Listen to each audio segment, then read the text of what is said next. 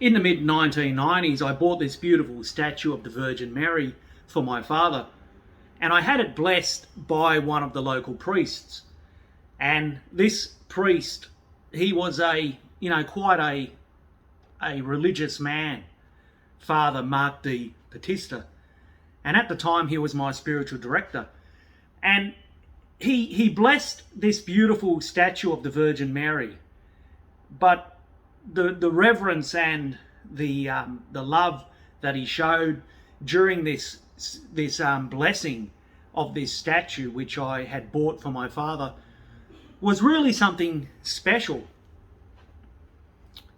Now, basically, after having the statue blessed, I put the statue in my car, and I was thinking, where should I put the statue? At first, I had the statue in the passenger's seat, and I actually put the seatbelt on it. But I thought, no, if I was to stop suddenly, it may fall, it may break, because the statue was made out of plaster, and it could easily break.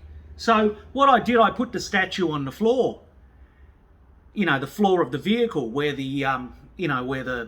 where your feet will go, basically. And being the young chap that I was, as I said, it was the mid-1990s. At the time, I would have been 18, 19, 20, 21 years old. And basically, I took off in my V6 Commodore that I had purchased for my brother, who previously owned it. I'd go around corners, and I couldn't help but notice that, the statue of the Blessed Virgin Mary, who had just been blessed by Father Mark, was rolling to and fro. When I got home, I took this beautiful statue of the Virgin Mary, who later I would give to my father, and I put this beautiful statue of the Blessed Virgin Mary on my prayer shelf, my place where I would keep all of my religious objects, where I would spend time in prayer each day. And after some time had passed, 5, 10, 15, 20 minutes, I noticed that where Father Mark had blessed this beautiful statue of the Blessed Virgin Mary, the holy water that he used during the blessing was still there. And not only was it still there, but it resembled a spear, if you like. It's sort of like, it looked as though it was glass, that there was sort of like a dewdrop of water where Father Mark had blessed this statue of the Virgin Mary. And I was gazing at this dewdrop, for lack of a better word, where Father Mark blessed this statue of the Virgin Mary. And I was amazed. How could it be that water, this holy water that Father Mark used during this blessing, could still be there, considering how recklessly I had driven the vehicle, from the church to my house.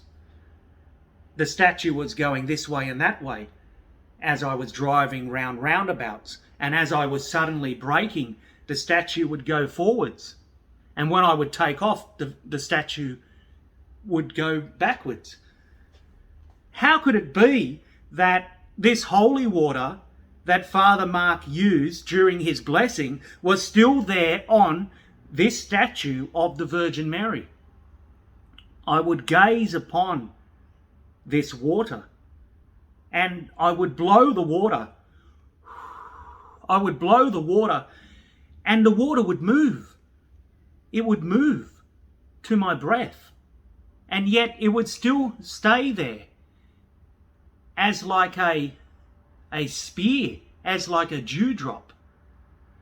And I was thinking to myself, how long had it been since Father Mark had blessed his statue? Well, it would have been 40, 50, an hour would have passed. The time that it took me to drive from St. John's the Evangelist Church to our home in Lumia, that would have taken me 15 or 20 minutes to drive that distance. And as I said, I put the statue in my room on my prayer, cupboard, if you like, my shrine, my devotion shrine.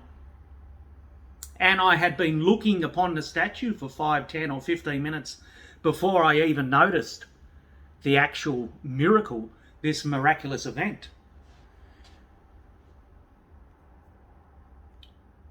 Several hours this dewdrop remained on the Blessed Virgin, this statue of the Blessed Virgin. And after several hours, this dewdrop began to recede, began to shrink, decrease in size.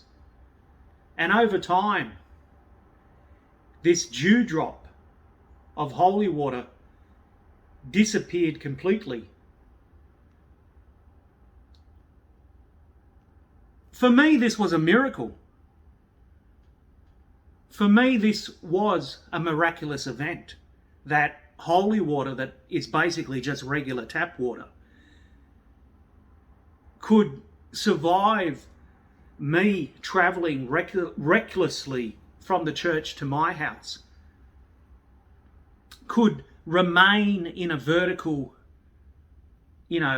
stance on the statue, the base of this Blessed Virgin Mary statue. And what is the purpose of miracles?